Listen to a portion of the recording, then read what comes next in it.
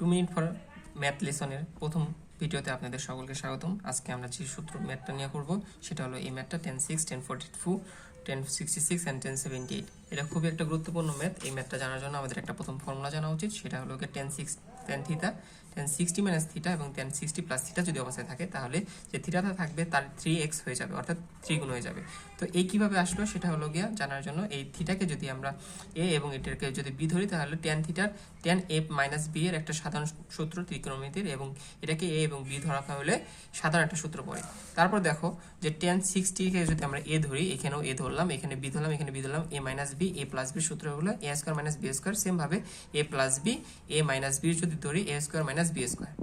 তো এখন আমরা জানি tan 60 ইজ ইকুয়াল টু √3, সুতরাং tan 60 এর উপর যেহেতু a স্কয়ার আছে তাহলে √3, এবং tan 60 এর উপর যেহেতু a স্কয়ার আছে সুতরাং 3 tan স্কয়ার থিটা হয়ে গেল। এখন tan থিটাকে যদি আমরা গুণ করে দেই তাহলে ত্রিকোণমিতির যে একটা সূত্র থাকে সেই সূত্রের মধ্যে একটা বেসিক সূত্রের মধ্যে পড়ে গেছে।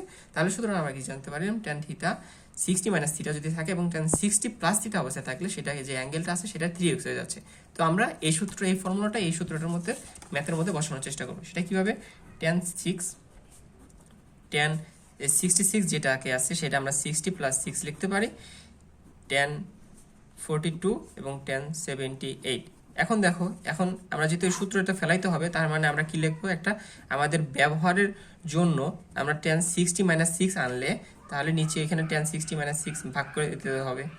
তাহলে এটাকে এখন আমরা থিটা ধরলাম, এটাকে হলো tan 60 প্লাস থিটা এবং tan 60 মাইনাস থিটা, তাহলে আমরা লিখতে পারি কি, এই যে থিটার 3x হয়ে যাবে। সুতরাং tan 6 ইন্টু 3 এটা আসলো, এবং এটা তো কাটা যাওয়ার কথা, তো সেন 42 tan 78। তো নিচে যেটা আসলো সেটা আমরা লিখে দিলাম tan 54।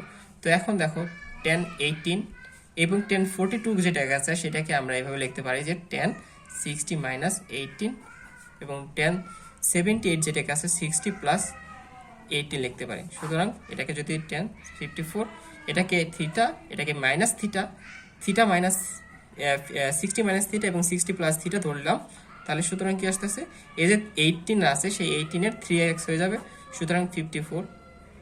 তো আমরা জানি যে 18 প্লাস 3 ইন্টু 18 হলে সেটাকে আমরা 54 লিখতে পারি, সুতরাং 54 যেটা আসতেছে 1।